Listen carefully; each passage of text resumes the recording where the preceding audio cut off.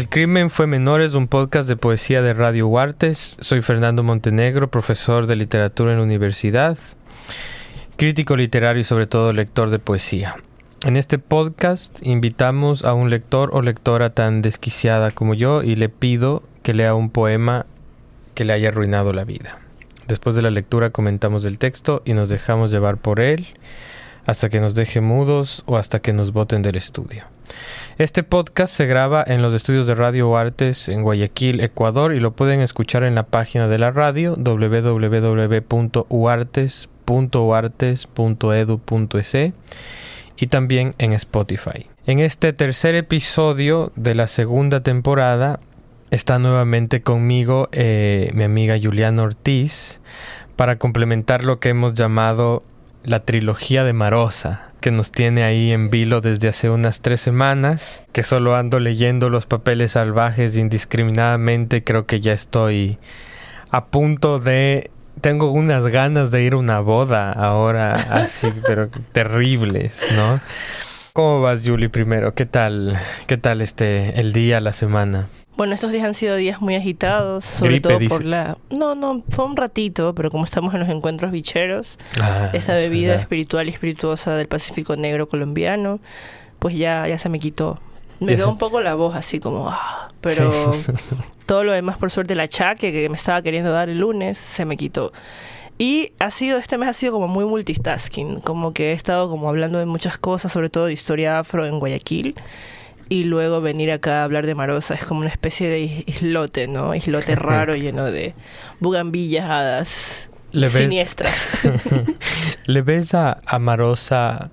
¿Te resuena así cuando trabajas con la literatura afroecuatoriana, afro-latinoamericana? ¿Ves conexiones con Marosa? Porque uno piensa, pese a que Uruguay tiene una historia muy, muy compleja con...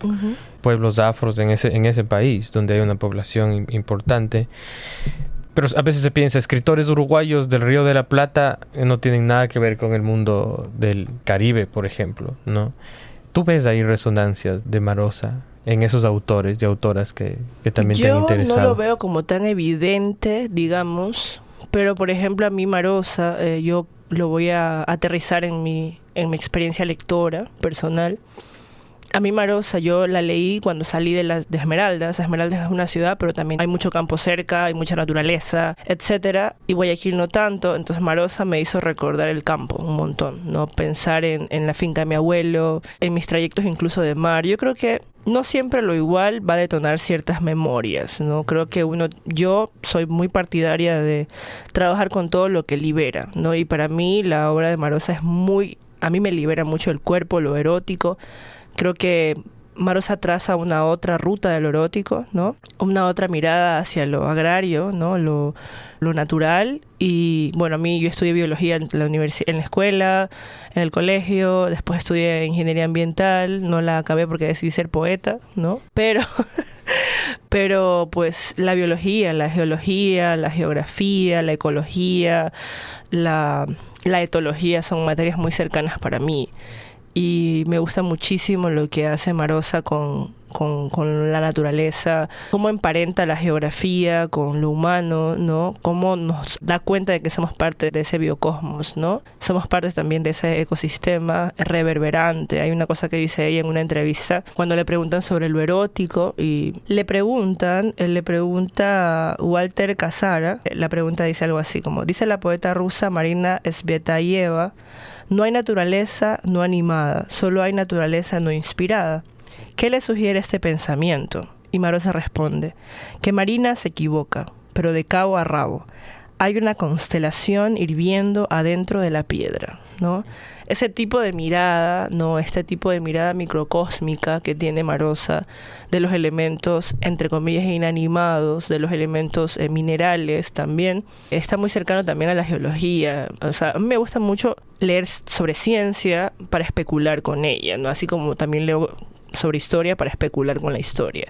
Y creo que en ese sentido yo voy a reiterar en la poética especulativa de Marosa, ¿no? La idea del cosmos que si nos ponemos a pensar en la composición de la piedra, que además la piedra es mucho más antigua que nosotras, la mayoría de las piedras vienen arrastrando un montón de minerales, miradas ya bajo un microscopio o analizadas con minerales o en relación con diversos flujos o fluidos, podemos ver que tiene color, que tiene como ese cosmos del que habla Marosa. O sea, tampoco no es tan descabellado, es poético, es metáfora, pero tampoco es tan descabellado que una piedra alberga una atmósfera cósmica también, porque también lo estelar, el polvo estelar está en todas partes, el polvo estelar está en las piedras también, no en todas obviamente, pero hay un tipo de piedra que puede llegar a tener este cosmos más evidente.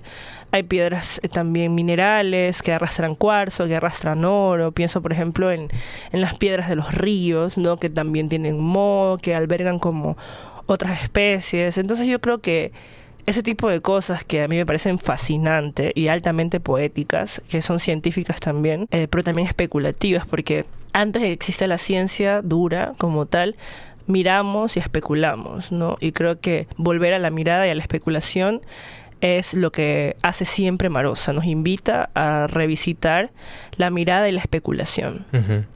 Y yo decía eso porque, o sea, coincido plenamente contigo. Yo de hecho también hice un poquito de investigación que va a ir saliendo de lo que me va provocando la lectura de Marosa, que te pone a pensar como loco, ¿no? Y luego ya desear, ¿no? O sea, primero desear, luego pensar. Pero decía esto porque a mí me parece que en estas geografías a veces un poco artificiales de la literatura latinoamericana, de las tradiciones literarias, tal y como las enseñamos a veces en las universidades, creo que Marosa cabe en un escenario, en un baile, yo creo así, con otros poetas y otras poetas también, fuera de esas coordenadas geográficas e históricas en las que a veces encerramos a los poetas, ¿no?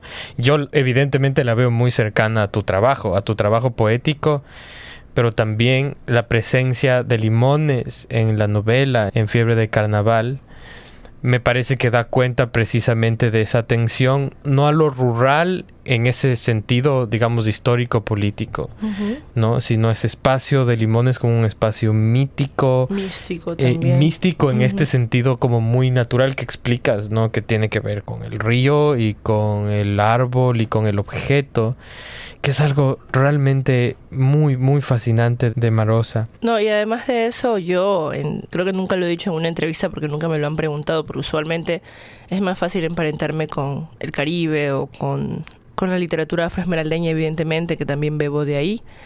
Pero yo en la novela reescribí un poema de Marosa de Giorgio. Claro, ¿no? Así dijiste la otra vez. Lo reescribí desde un lugar bastante gracioso, ¿no? Porque es la niña que habla de cuando se hace pipí en la cama.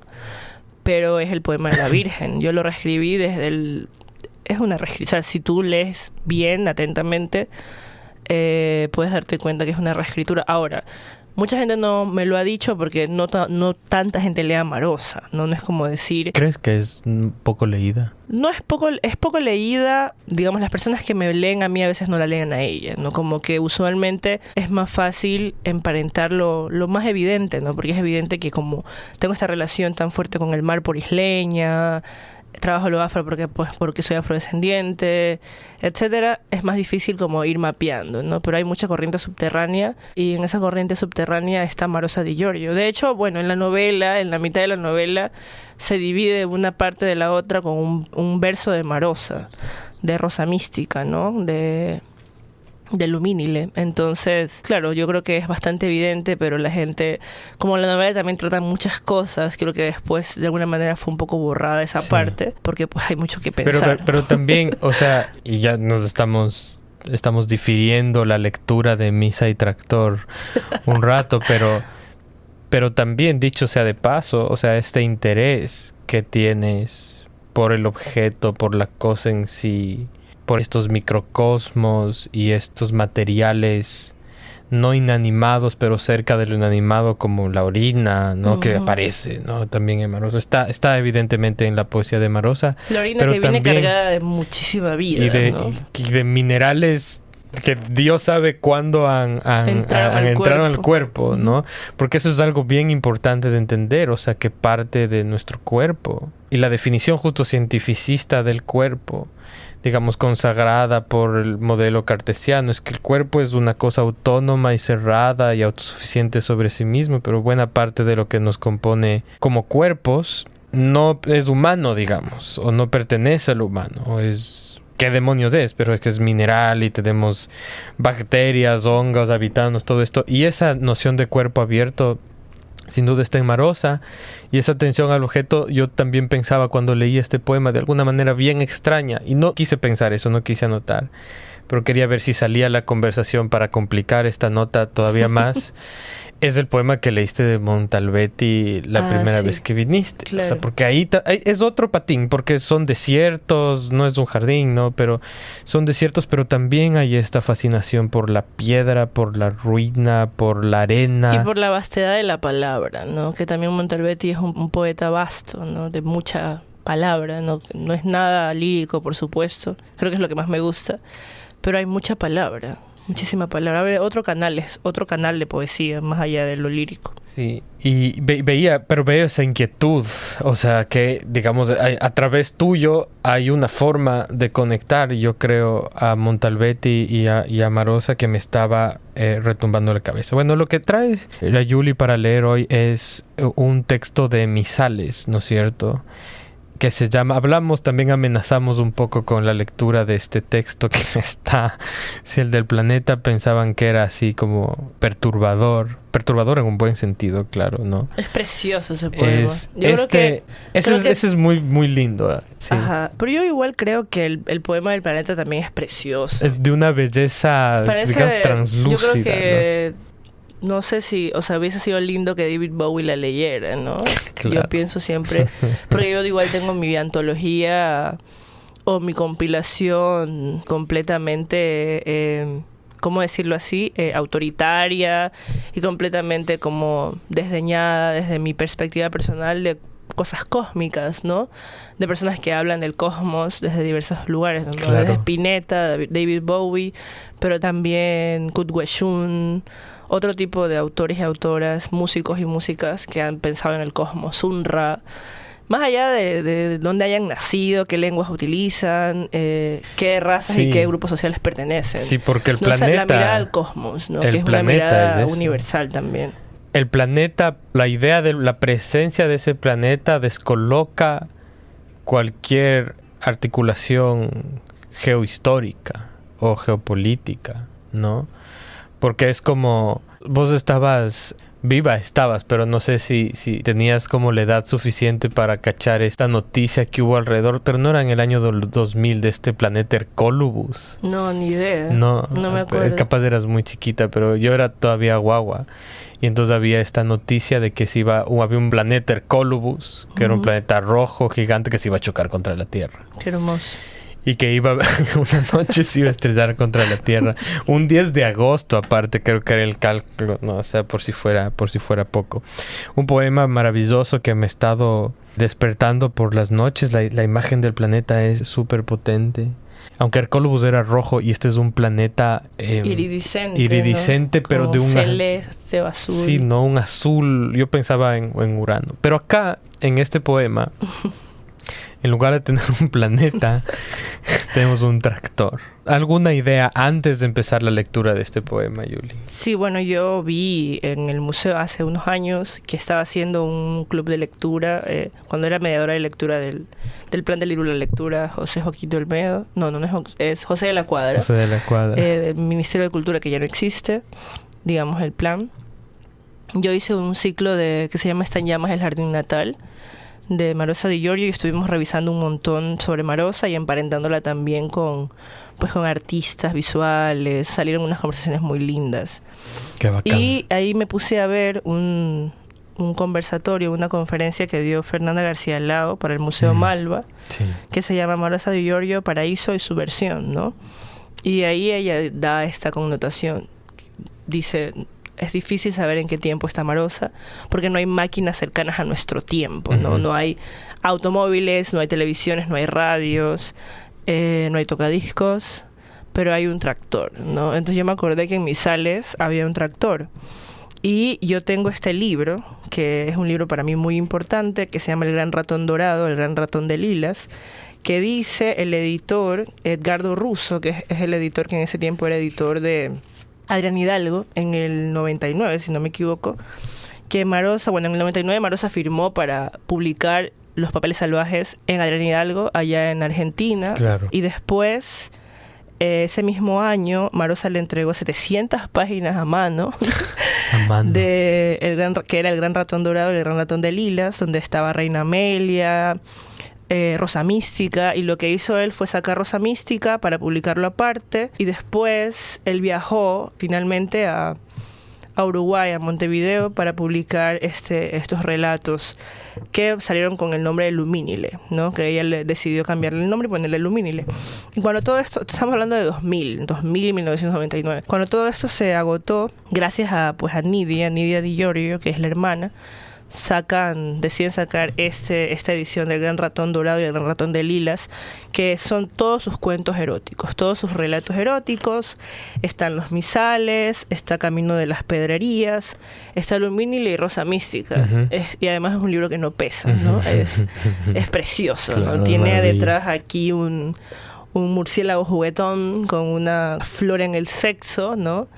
Y rodeado de bugambillas, de flores preciosas, ¿no? Flores rojas. Rojas, rosadas, iridescentes. Es un libro que a mí me gusta mucho. Mucho, mucho, mucho. Me gusta incluso más que el Misales que solo Misales, ¿no? Claro. Me parece mucho más práctico como tener todos los relatos.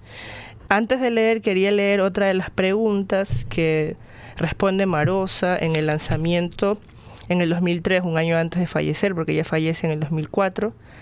Marosa Di Giorgio respondió esta entrevista para Walter Casara, que fue publicada en página 12, y le preguntan varias cosas sobre lo erótico. Y en una de estas preguntas le dicen: ¿podría decirnos si hay una escritura poética, si hay una marca específica que pueda delimitar cuándo un texto es poético y cuándo no? Ella dice: escritura poética siempre hubo, o mejor, eternamente hubo, desde que fueron escritas las estrellas. Antes, siempre. En cuanto a percibir esto, depende del auditor, el veedor, el receptor. En fin, del lector. Depende de las antenas que éste posea. Si carece de eso, es mejor que se dedique a nadar. Me gustan esas épocas porque la gente era más tajante, ¿no? Sí. Ahora ya no se puede ser tan tajante. No sabemos qué es buena poesía o mala poesía. Y hoy. me parece que, no sé, igual también esto de lo bueno y lo malo también depende del background y de lo que nosotros tengamos como lectores. Ahí me estoy poniendo otra vez como abogada del diablo porque pertenezco a esta época, obviamente. El multiperspectivismo me parece importante, pero sí celebro igual lo tajante que es Marosa con decir siempre hay poesía, ¿no? Siempre hay poesía, pero depende de las antenas del receptor, y eso me gusta mucho. Eso es lo que quería decir antes de leer. No, excelente, lindísimo escucharle a Marosa en esas respuestas. Aparte, esas respuestas que parecen formar parte de su escritura, ¿no? En las entrevistas que yo he leído, bueno, algunas entrevistas se las enviaban también por escrito, hay otra forma de responder, pero de todas maneras yo creo que hablaba así. Así como escribía. Hablaba así, hablaba poco, sí. ¿no? Que es lo que también la gente dice. También. Y yo no logré encontrar una entrevista así como de 1 hora y media, como de esas 10,000 que hay de Cortázar, digamos, donde se le escucha. Y hay una diferencia, ¿no? Entre el que escribe y el que habla. Yo no tengo idea, pero con las entrevistas que he leído puedo especular, claro, esas entrevistas son como apéndices, pero muy abigarrados en su escritura. Claro, y además ella no devela el misterio. De hecho, sus entrevistas se llaman así, no develarás el misterio. Claro. Son preguntas muy pequeñas. Como dijo algo por ahí. Un párrafo máximo. Dijo algo así como puso la palabra eternamente, ¿no? Ah, sí, escritura poética siempre hubo, mejor, eternamente hubo. Claro, eso siempre hubo, que es una idea más o menos comprensible, pero luego eternamente hubo, ya no está poniendo en un plano temporal incomprensible, ¿no? O sea, por menos incomprensible desde un punto de vista racionalista y así, ¿no? Bueno, entonces nos vamos al poema, al texto. No es un poema, este es parte de sus relatos eróticos, ya lo ha dicho Yuli, de este libro Misales, que yo lo tengo, o sea, entonces Misales es anterior, porque yo la edición que tengo ese Misales era parte de, no quiero decir imprecisiones, Misales era parte de este libro, del Gran Ratón Dorado, del Gran Ratón de Lilas, porque son 700 páginas, ¿no? Todos los relatos eróticos se llamaban así para ella. Después, Edgardo Russo decide sacar Rosa Mística para publicar solo, ¿no? También se publica El Gran Ratón Dorado y El Gran Ratón de Lilas aparte. Estas cosas se agotaron muy rápido, entonces en Cuenco de Plata sacaron Misales, que es solo las misas, ¿no? Solo las misas, ajá. Pero en cambio en este de aquí están las misas, está Camino de las Pedrerías, Rosa Mística, Lumini, están todos sus relatos todos eróticos. Los relatos. ¿No? La Rosa Mística, que es esta novelina, ¿no? Erótica, preciosa, que también la recomiendo mucho. Aquí tengo todo, yo con esto vivo y respiro y la paso bien, como que tengo todo para vivir tranquila con este libro, esta edición, que salió cuando se agotó la primera edición de Luminile, que era como ella le había puesto la primera edición, y luego a través de Nidia Di Giorgio, la hermana, decidieron hacer una edición de todos sus relatos bajo este título. Con ese título. Ok, entonces vamos a la lectura, que es un texto fuerte, ¿no? Muy intenso. Esto es Juliana Ortiz leyendo Misa y Tractor de Marosa Di Giorgio. Misa y Tractor. Ella tenía un nombre muy bello, o a él le parecía, Señora Arabel, y él se llamaba Maquinaria Agrícola. ¡Qué espanto!, se decía, espiando con pasión hacia la casa, como un ladrón o un enamorado espiaba. Con el amo el vínculo era chico, de amo a peón, a tractor. A la señora del amo había mirado tiempo atrás con intenciones no claras. Primero la espió, recién llegado a la hacienda después de un viaje largo y sin sobresaltos mayores. Lo pusieron a reposar atrás de la casa. Había flores detrás de la casa y él se quedaba más allá. La señora vino a conocerlo, se sonrió, se rió un poco y él estuvo humillado. ¿Reiría de él? Como venganza la amó, un poquito, ahí de pie. Ella estaba del brazo del patrón y él rápidamente se los imaginó, más tarde, luego de la cena, en el lecho. Ella era una señora azul, delgada, era de lavanda, gris, plateada, era seria, religiosa, aún riendo a carcajadas. Le vio las facciones finas, el discreto busto, el anillo del casamiento que le apresaba un dedo. Vaya paloma extraña, pensó. ¿Cómo él la quebrará? Ella no ha de consentir, dirá siempre no. Se pondrá a llorar, no querrá latir, qué sé yo. Por unos días siguió mirándola. Cuando iba con el amor por el campo, pensaba en ella, lo traicionaba adrede, con gusto lo hacía. Él lo obligaba a trabajar, a arar, a romper tierra, arriba de él, sentado, orondo, bravío, terrones, flores, mucho más de la cuenta. Él cumplía, pero se vengaba. En sueños cazando a aquella que no se querría casar, pero él en sueños sí lo lograba. Tener una mujer así, con ramos de lavanda en los brazos, mientras eso hacían. Qué fineza, pensó. Tuvo suerte en llegar hasta acá. Tal vez mate a este sinvergüenza. Y traqueteaba. Rugía como si estuviera en ella. Laboraba como si estuviese acostado y ella se resistiera. Cuando la volvió a ver, con la falda rígida arriba del rocío, una taza en la mano, pensaba, ¿no se acuerda, señora, de aquello que le hice? ¿Cómo se hace la boba? Si es por él no se da cuenta de nada. Aquí y en usted mando yo, señora. Soy yo el que manda, soy yo, ¿no ve? Pero un día vio a quien nunca había visto. No sabía cómo, porque era muy chica y de golpe creció. No sabía. Se trataba de la señora Arabel. Ay, se dijo, no puedo más, me muero. ¿Esto qué es? Un manjar del cielo, torta de anís, jazmín con miel. La pequeña señora Arabel estaba mirándolo como si no lo viera, con su cara joven de hija del amo y la ama, pensando quizá en qué.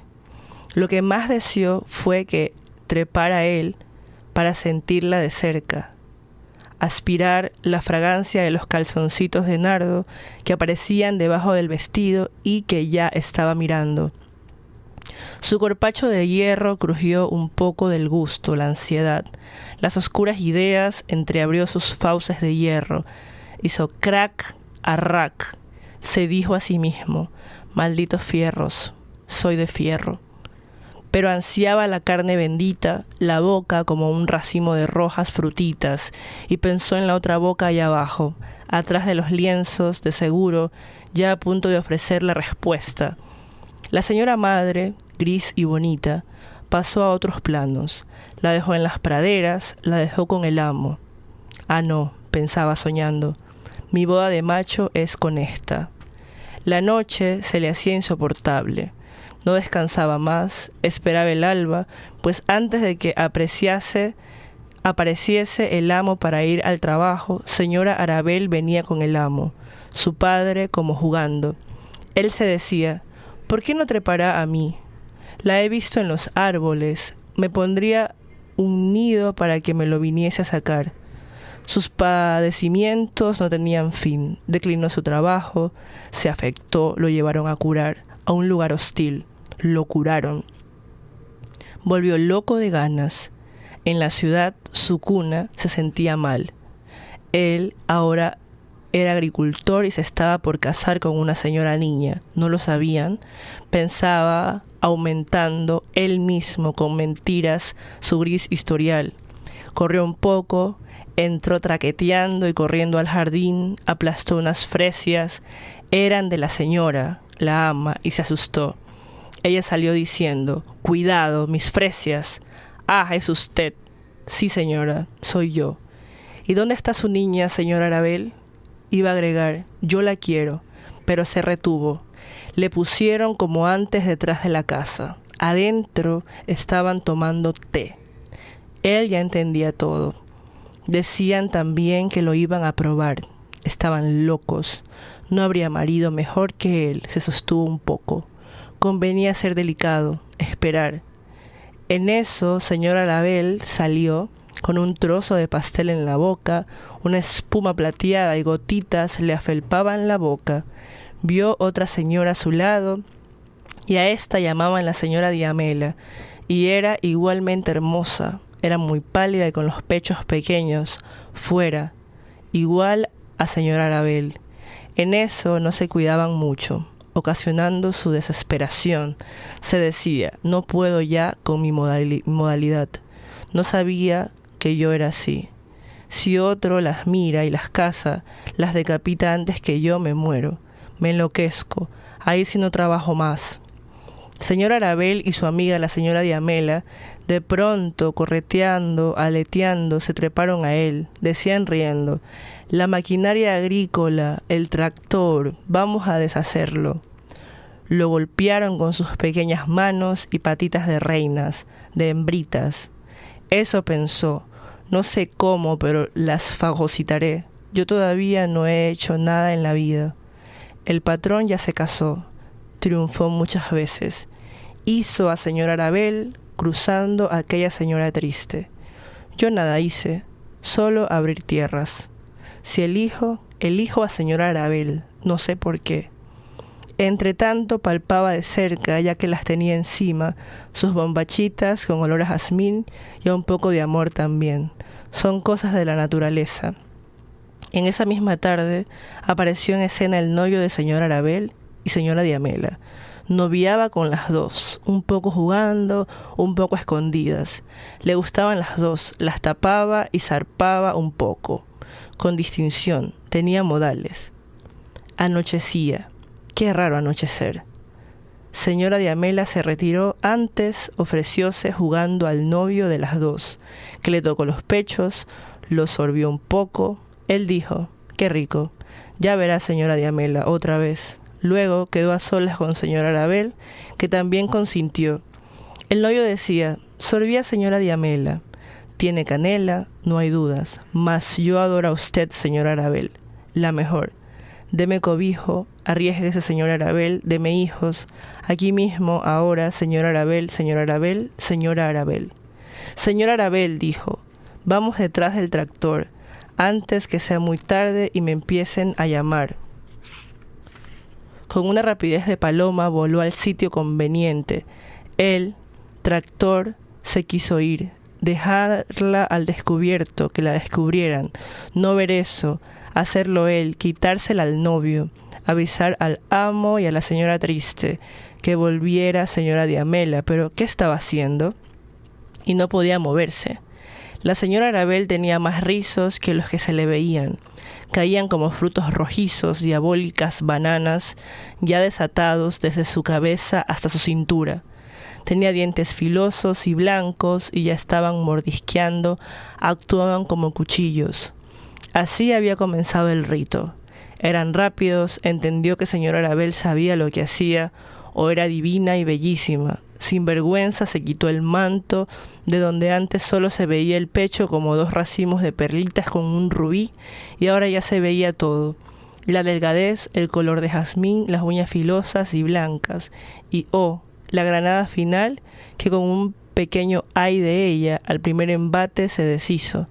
Se puso el manto como una novia desde la frente al tobillo, dijo al novio, vamos, señor, vamos rápido a tomar el té. El novio alcanzó a decir jadeando, gracias, gracias, muchísimas gracias, señora Arabel. Él se quedó pensando un largo minuto y dijo, y bien, no me hubiese convenido desposar a esta señora tan rápida en todo, no la amo más. Y agregó, yo también la sentí, el novio la desvistió, pero yo gocé también. Y agregó, mirando, yo también la deshice, no existe más. Ya no existe. Eso fue una lectura de Julián Ortiz de Misa y Tractor de la escritora uruguaya Marosa Di Giorgio, publicada en Misales. En la edición que yo tengo es publicada en el 2005, pero en realidad es un relato bastante anterior. Claro, o sea, por sí, unos 10 años anterior. Fue entregado a Edgardo Russo después del 99, como en el 2000. En el 2000. 700 páginas, ¿no? Increíble. Lo primero que quería hablar, dicho eso, es sobre el concepto y la idea del misal, ¿no? ¿Ibas a misa, vos de guagua? Sí, claro. ¿Sí ibas a misa? Bastante, con mi abuela. Con tu abuela. ¿Te gustaba? Sí me gustaba. ¿Sí disfrutabas de ir a Tengo misa? que reconocer que me gustaba porque la iglesia de mi barrio tenía una virgen negra, ¿no? Uh-huh. Y también tenía ángeles negros pintados.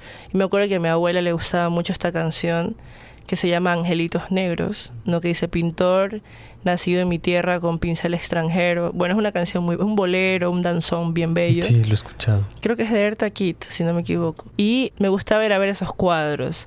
Me gustaba también la diligencia con que mi abuela rezaba el rosario. Yo pasaba mucho tiempo con ella, entonces como que yo la pasaba... Para mí era un momento de janguear. ¿Qué era el domingo? Janguear. Janguear, era el domingo. Claro, domingo muy temprano. Muy tempranito, y en a las 7. ayunas, bañada, limpia. Bien vestida. Bien vestida. Todo Claro. El tema del ritual de misa me gustaba bastante. Y si no estoy mal, el misal es... o una de las cosas que es del misal es este documento que te entregan.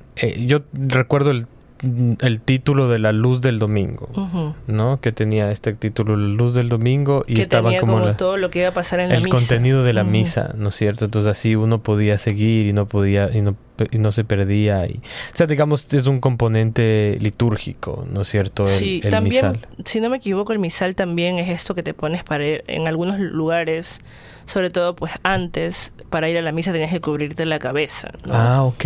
También es como no sé si se llama tul o encaje que te pones en la cabeza. Ajá. Para ir a la misa, como cubrirte para ir a recibir, pues, sobre Claro, todo para ir a no hay recibir como el ir, sacramento. porque no hay como ir así nomás, ¿no?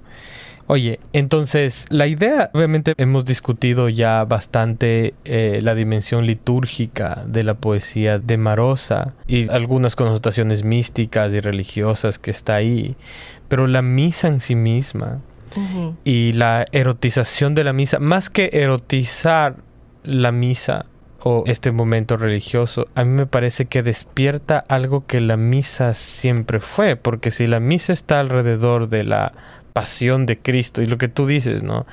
Ibas a la iglesia y yo también me quedaba como viendo una y otra vez los cuadros de la pasión de Cristo, ¿no? Y a la iglesia que me llevaba mi abuela también me llevaba los domingos tempranito.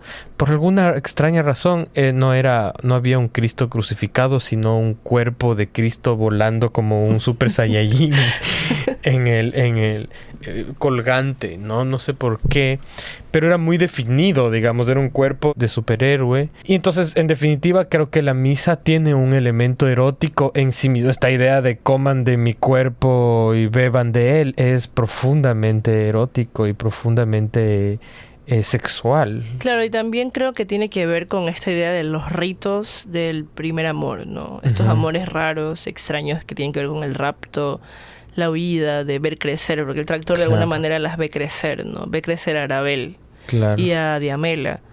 Y es como esta idea de el primer encuentro, que es como todo rituálico, ¿no? Un poco victoriano también, pero yo diría más bien también que tiene que ver como con una especie de una otra mística, ¿no?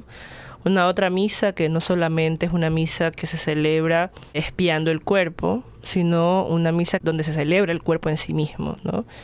El encuentro del cuerpo, ¿no? El encuentro del amor y de la naturaleza, como decía, cosas de la naturaleza, ¿no? Como que se le sentía las bombachitas, pero también sentía el olor del amor, como el olor de los cuerpos, ¿no? Claro. Que son cosas naturales, de alguna manera es como la celebración misálica de este rito sexual también, ¿no? Como pensar el encuentro sexual como un rito. Claro. Que me parece divertido, la verdad. Tiene como algo ahí. Hay una performance interesante propuesta en misales, creo yo. Es como esta idea de que el primer encuentro, porque de alguna manera está plagado de primeros encuentros, misales sobre todo. Estos primeros encuentros son como momentos bastante místicos, ¿no? También creo que porque la mayoría creo que los nombres que se le dan a las cosas también tienen que ver con la infancia, ¿no? En la infancia no sabes el nombre de tu vagina, no dices la palabra vagina. La vagina habla... Tiene 100 nombres. Claro, ¿no? La vinculan con flores, con rosas. Esta idea de que las mujeres tienen que hablar de una manera diferente. Ella lo que hace es llevarlo a un lugar místico y también pesadillesco, ¿no? Porque les crecen jazmines, se les suelta el pelo y son como bananas, los dientes afilados, todo eso de, digamos, la transfiguración del amor erótico. Claro. Hay dos cosas yo de lo que dices que vi en el poema que me parecieron impresionantes. La vagina habla 2 veces en el texto. O sea, habla o piensa, ¿no? Por un lado. En varias obras en este texto un par de veces, pero en general sí. Sí, en la obra de Marosa el sexo habla bastante. Toma la palabra, dice algo, ¿no? Y es un tema, es como extraño, complejo, pero también... Pensaba, no me acuerdo si es lamia o lumia, lamia, que es esta vagina dentada que también es mítica, si no me equivoco es mitología, no me acuerdo bien, no quiero decir una barbaridad, ya lo voy a buscar mejor, pero claro, esta idea de la vagina como algo que habla, que come, que dice, ¿no?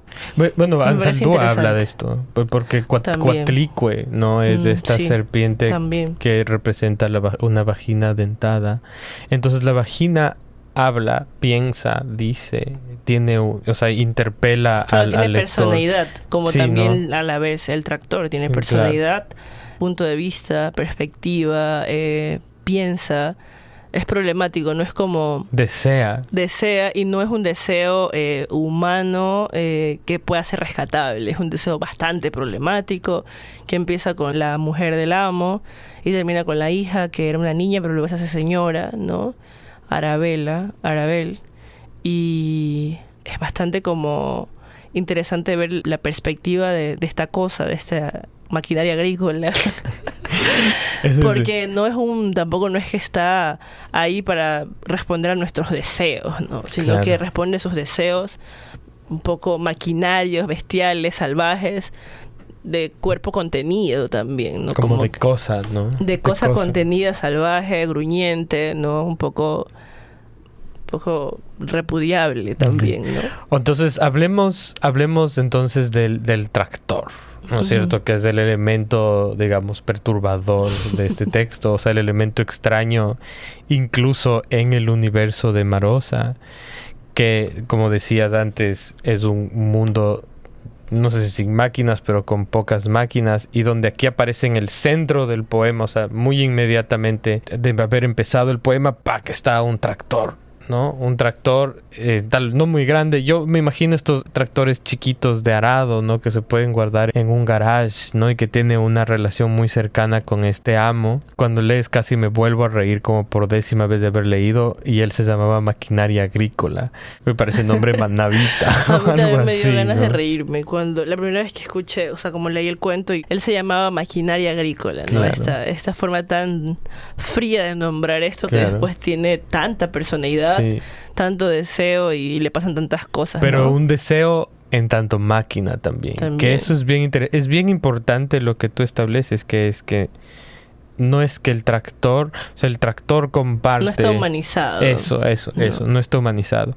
¿Qué más con el tractor? O sea, ¿qué otra idea se te viene a la cabeza con el tractor que aparece, ¿no? De una manera muy vívida en el texto? Yo pienso otra vez en la mirada de Marosa, cómo puede ver virilidad, digamos, porque si lo vemos a través de lo que dice, es un cuerpo viril, digamos, tiene como esta idea de virilidad, de la idea de la virilidad, de la vigoridad, de la fuerza, de arar la tierra, ¿no? Es fálico también, es fálico, porque tiene como esas cosas.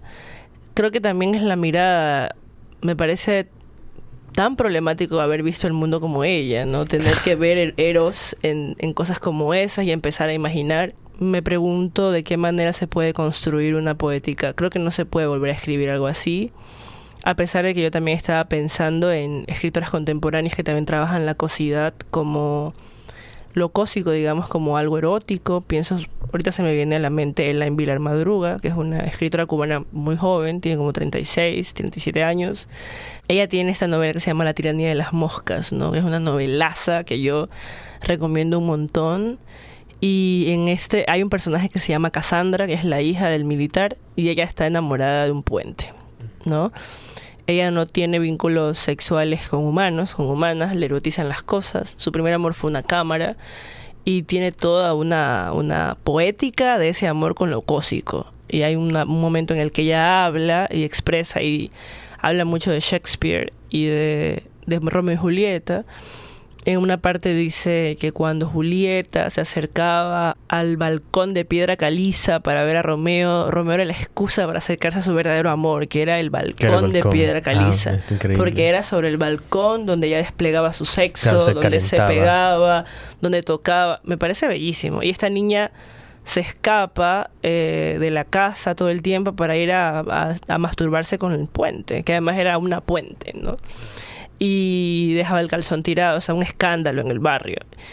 Y la forma en la que se describe también este amor cósico con ese puente, tampoco no es un deseo que corresponde solamente al humano, sino que va más allá. Y me gusta mucho como esa idea de, digamos, del fetiche, ¿no? De lo cósico como fetiche, pero no como fetiche que responde a nuestro deseo, sino como complejizar esto, ¿no? Esta maquinaria.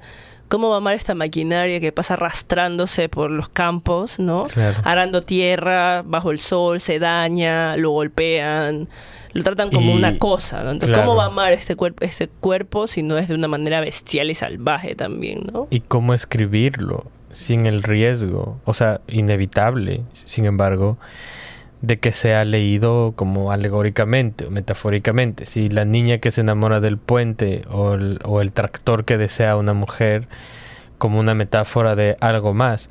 Y en este caso no ocurre eso. Ahora que diste ese ejemplo de esta escritora cubana, yo cuando leía, pensaba en esta película Titane. ¿Viste esa nota que ganó Cannes en 2021? Es de esta directora francesa, que es una mujer que no se enamora, pero tiene esta relación, bueno, no sé, realmente es difícil de decir, pero que, digamos, tiene relaciones sexuales con automóviles, no de automóviles de lujo, o sea, no un Corsa, Un digamos. Lada, no como un Lada. Un Lada increíble, porque sería como un carro soviético o algo así.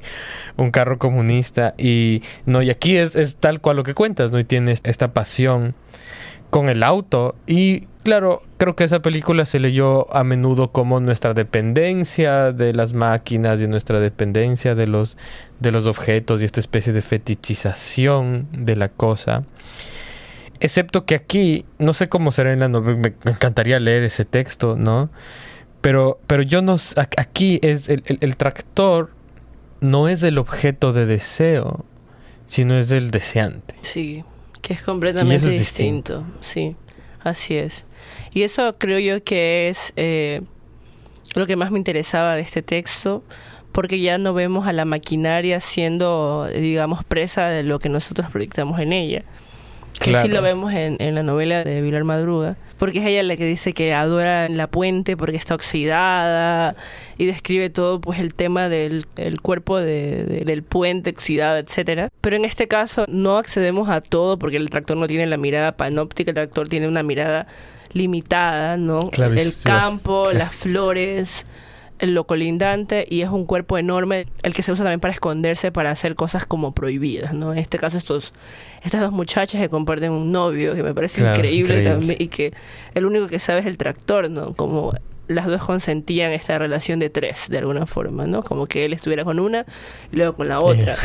Y dice en un momento, y yo me quería, o sea, hacer a un lado para que les vean. Pero no puede, Pero porque no él puede. necesita, para moverse necesita Claro. que alguien lo mueva. O sea, él no puede actuar y gestionar su movilidad. Tiene que esperar a que lo mueva. Pero porque rápidamente establece ahí una relación problemática que es con el amo, Ujú. ¿no? Y el amo es el que decide Que cuáles lo son hace los trabajar de más límites del también. Eso también es importantísimo porque el tractor, Está cansado y deseoso.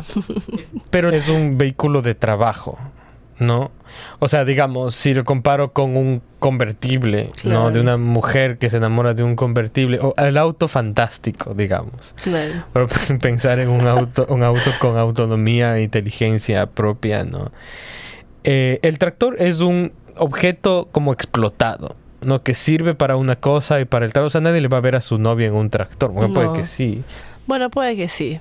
Pero Sería interesante igual. sería interesante, cachas, que te caigan a ver en el tractor para llevarte al arroyo o A la algo finca. así. Ya estamos muy contaminados de Marosa. Entonces, a mí se me ocurrió que ahí hay una relación bien tensa entre, que ya había asomado en otros textos y que asoma en la obra de Marosa, que este campo no es un jardín edénico, sino que es un campo de trabajo, o sea, agrario, ¿no? Es Ujú. una palabra que dijiste la primera vez en el primer episodio de esta cuestión. Entonces hay una, no sé si estarás de acuerdo con esto, pero hay una erotización del trabajo, pero hay varias veces que pronuncia la palabra trabajo, laborar, ¿no? Que es todavía Sí, o sea, yo más... especulando veo como la típica niña, no sé, siento que Marosa era la niña de la casa que veía a los trabajadores. No Claro, sé. y así deseándolos. Deseándolos, pero como que, no Claro. sé. No, eso Es un mucho acto del cuerpo. Claro, porque igual es muy especulado. O sea, ella nunca ha hablado de su vida personal sexual, ni erótica, ni amatoria, ¿no? Como sabemos, no se casó, ni se supo nada de esa parte, ¿no? Me parece que en una entrevista le preguntan y ella responde en verso, o sea, responde Claro. en poesía. Claro. No dice nada. Ujú. Hay por ahí unos par de... un Mario, sobre todo, que ronda en su poética, pero no sabemos con precisión qué pasó ahí. Pero me parece que ella vuelve mucho a la casa familiar, ¿no? A la casa familiar, no solamente a su casa familiar, sino ficciona también esta idea de casa de campo grande o hacienda o finca, ¿no? A veces es una finca, a veces es una hacienda, a veces es una huaca, algo más pequeño o más grande dependiendo del poema o el texto. Pero todo sucede ahí y hay una erótica ahí. Y hay Ujú. como este lugar iniciático ahí que empieza ahí, ¿no? Claro. En este espacio con los trabajadores, con los peones. Sí hay un montón de, Claro, y de todos- poemas que hablan de peones y cosas, Claro. ¿no? Y todos estos hombres aparecen como en una dimensión muy erótica, ¿no? O sea, Total. los cuerpos están ahí, ¿no? Y el tractor aparece o sea, yo especulo, ¿no? Digo, porque hay dos cosas, dos características de este tractor. La una es como la onomatopeica, ¿no? Que está desde el principio. Atractor, tractor, que es una onomatopeya, tractor, ¿no? Y luego también estos sonidos, crack, arac, ¿no? Esta mecánica del sonido. Claro, ¿no? lo que emite, los sonidos que emiten, que son como gruñidos también de la labor del tractor, ¿no? Y eso está erotizado también. Está completamente erotizado. O sea, es un sonido sexual. No se puede no mirar un tractor... digamos, inocentemente ahora, ¿no? Después es imposible. Ya luego empiezas a verlo de una manera diferente. Claro, ya cuando me pregunten cuando esté en una carretera por qué estoy contemplando el tractor por 2 horas, ya los que escuchen este episodio van a saber por qué. Claro, o sea, hay esta cosa, ¿no? Y él se dice a sí mismo, malditos fierros, soy de fierro, ¿no? Claro, quisiera poder tocar, tiene que esperar a que se suban a él. Claro. Es espectador de lo que quisiera participar, también es como intenso también esta idea de no poder actuar o participar de esto que está sucediendo a tu alrededor, ¿no? Esta erótica de estas niñas, de estas mujeres con este novio, y también la ama, que aparecen como en los campos con los senos al aire, según el tractor, o sea, como que se les ven los senos. Claro. Y él no puede tocar porque es de fierro, es inmóvil, es grande, y está tal vez roto. No pueda bueno, sí siente, ¿no? Cuando se suben se le suben, siente. Pero siente los sudores, los hedores que despide el cuerpo. Claro. Eso siente. Sí. Y en la extrema proximidad. Porque de otra manera es como que solo desea. También pero hay algo importante que dice al final el tractor, sí, porque es el tractor el que dice: mirando yo también la deshice, no existe más, ya no existe. Esta idea de la mirada ya no como algo inofensivo, sino que la mirada también es actante, ¿no? Esta idea de la mirada, ¿no? Porque que es algo también fácil, digamos, si alguien te mira raro y tú le dices, oye, me estás mirando de una manera inadecuada. Claro. Te puedes hacer el loco, ¿no? Como, no, pero no te estoy mirando. Porque la mirada no es algo que permanece, no deja huella, digamos, una huella tangible, pero uno puede sentir cómo lo están mirando, ¿no? Entonces... O sea, vos sabes cuando te están mirando bien o están mirando mal. Exacto. Entonces es interesante. Incluso uno siente la mirada. No sé si te ha pasado. Totalmente. Que estás de espalda y sientes como una energía. Creo que si no estuviéramos en el sistema capitalista, ¿no? Trabajando todo el tiempo y tuviéramos tiempo de experimentar con la mirada. ¿Qué podemos hacer con la mirada? Porque uno siente cuando lo miran, así sea que uno no esté mirando. Uno se gira y de repente hay alguien viéndole, ¿no? Sí, la mirada hace una inscripción en el cuerpo, que a veces es violenta. Digamos, la de esos hombres que están fisgando, que están mirando. Claro. Y también tiene que ver con el erotismo, porque el erotismo... O sea, al menos la definición que a mí me viene a la cabeza de erotismo, para hablar de los relatos eróticos, está bien emparentada con la mirada. Es esta cosa en la que pensaba probablemente Bataille, alguno de esos brósteres. Bueno, Bataille es más, o sea, sí, pero también es más de la violencia, ¿no? Claro, pero decía, la idea es que el erotismo no es los dos cuerpos tirando, copulando, ¿no? Sino la esquina de la ropa interior que sobresale mínimamente. La y eso mirada, es como lo erótico. Ciertos como detalles que pueden despertar un interés, ¿no? Un ojo hacia ese lugar. Y la expectativa, porque el tractor está como consistentemente pensando, y ya se va a desvestir, y ya le voy a ver desnuda, y de repente asoma poco a poco desnudos de sus cuerpos, y son como frutas. Claro, porque igual es lo que conoce el tractor. Que yo te quería, claro, que está en el campo semántico del tractor, a eso se dedica. Yo te quería preguntar sobre esa cuestión también, porque obviamente en tu novela hay la presencia de las frutas, también es muy importante.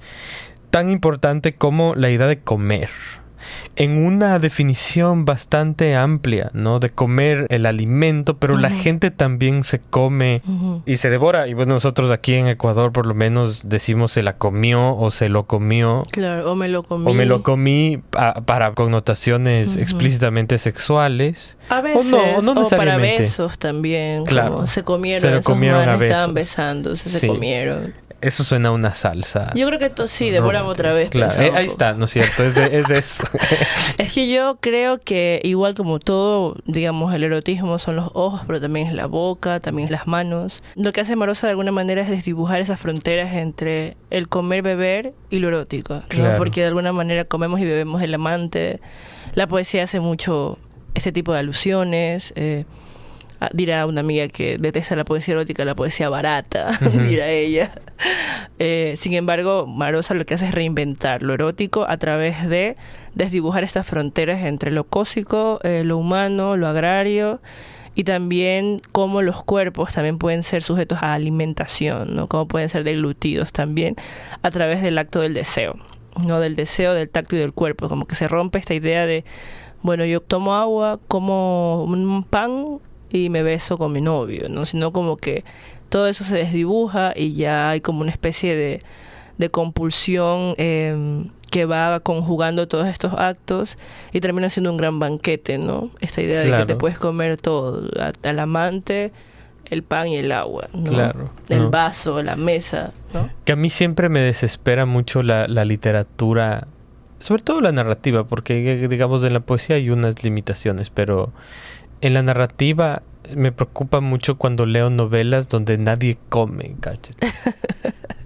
Digo, Sí, ¿a qué horas comen? ¿A qué horas bastante. come la gente? Porque la comida es una parte tan importante y el acto de comer, y el acto de rumiar, y el acto de usar los dientes, la boca no solo para hablar, Claro. ¿no?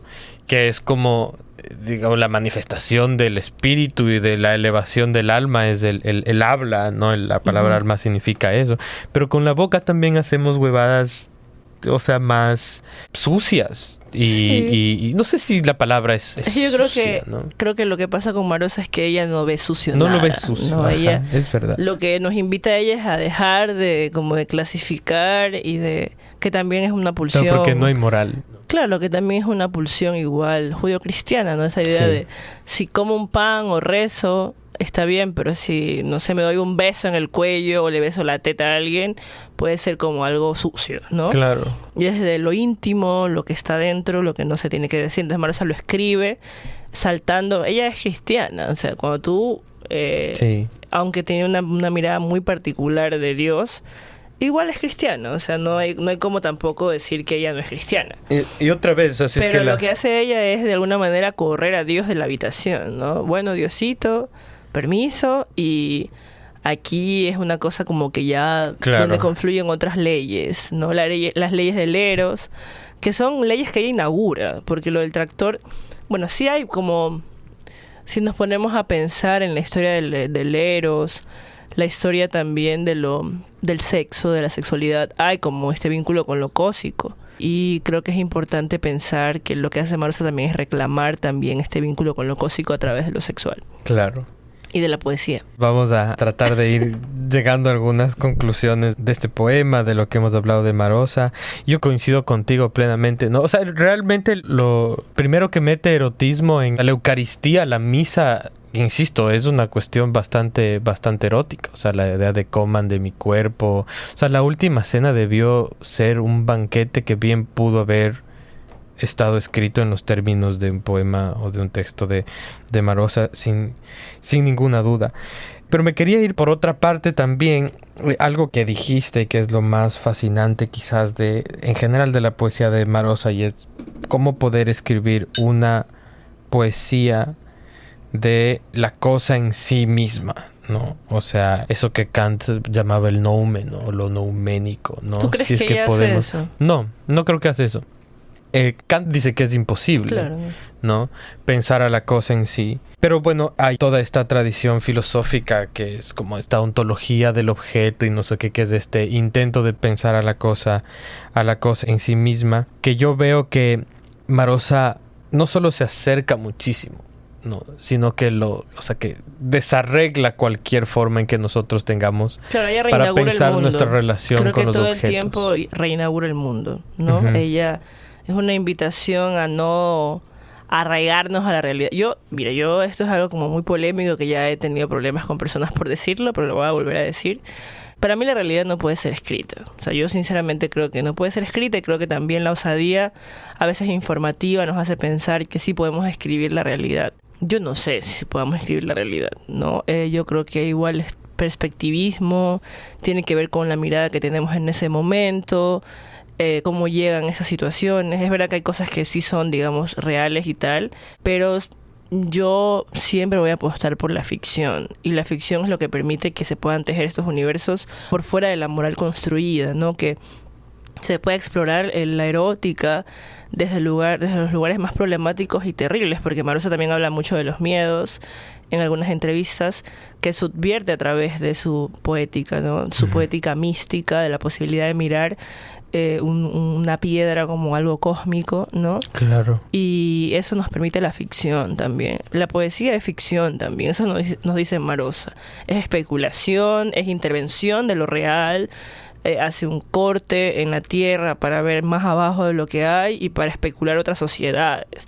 La sociedad de los hongos, las sociedades de las plantas, la erótica de hongos y plantas, la erótica de humanos y plantas, y de cosas y claro, humanos también, claro. ¿no? Y eso me parece muy potente. Claro. Eso está por fuera de la realidad ya queda en un plano innecesario, ¿no? Yo pensaba que si es que es imposible, lo que sí es imposible ver la cosa en sí misma, o pensar desde la perspectiva del tractor, pero lo que resulta interesante, digamos, cuando se hace este ejercicio, es que Marosa les da un valor de existencia a todas las cosas de su jardín, de ese sistema, que es equivalente. Entonces las cosas están en relación y tensionadas entre sí. Y entonces, aunque no es posible pensar desde la perspectiva del tractor, en algún sentido el tractor y mi cuerpo tienen la misma, o pueden sufrir el mismo dolor, tener la misma experiencia. Claro, intercambiar moléculas claro, de lo real y de lo experiencial. ¿Qué es lo que pasa? Y eso en la ficción, en la escritura, sí. ¿no? Porque la escritura lo puede todo, de alguna manera. Sí, yo me inclino más por el concepto de escritura, sin embargo, que el de ficción. Pero eso es por mis propias taras mentales, porque yo creo que muchas veces sí creo que la ficción responde como a unas estructuras gramaticales y temporales bien específicas, y la definición de escritura me parece siempre como un poco más abierta, ¿no? Yo creo que es algo que se puede discutir largamente, ¿no? ¿Cuál sería esta diferencia entre escritura y ficción? A mí me da la impresión que en Marosa nunca estamos seguros dónde estamos. Esa incertidumbre a mí me parece valiosísima. Y sin embargo no estamos en una nube de abstracción. No. Estamos como bien cerca de los dolores, de las cosas, de los cuerpos, de los sentidos. ¿Cómo ves? ¿Qué tal este mes casi que te has dedicado a hablar de Marosa, que empezó con esa charla que diste como hace unas cuantas semanas, luego revisar esta obra? ¿Qué te ha pasado en esta revisita, digamos, más, no sé si más consciente o más cercana de Marosa de estas semanas? ¿Y qué les podrías decir a la gente que nos escuchen sobre esta man? Sí, yo reitero en la importancia de leer a Marosa sin prejuicios, ¿no? Sin como prejuicio. Entrando de alguna manera a acontecer con ella si nos interesa. No creo que nadie está obligado a que le guste lo que le tiene que gustar. Hay cosas que simplemente no nos gustan y ya, y está bien. Pero creo que es importante aprender a acontecer con lo desconocido. Y para mí Marosa es eso, una posibilidad de acontecer con otras formas de lo ético y de lo estético, y me parece maravilloso. Creo que esta pregunta es un poco absurda, pero si queremos empezar a leer a Marosa, ¿por dónde le entramos? Yo creo que por los papeles salvajes, como que leyendo ahí está la Señales Mías, que es la poética de Marosa, donde ella expresa cómo empieza a hablar. Y bueno, es como entrar a una especie de montaña rusa gigante, ¿no? Que van a haber unos picos altos de tensión, pero también van a haber unos momentos muy gozosos, y de risa y de regocijo, pero también va a dar miedo, vértigo, esta posibilidad de subirte a una montaña rusa. Bueno, Yuli, lo logramos. Llena de flores. Lo logramos. 3 episodios de Marosa. Creo que está muy bien. Creo que hemos conversado de bastantes cosas. Yo me quedo realmente muy intervenido por la poesía de Marosa. Me parece, lo que tú dices es tal cual.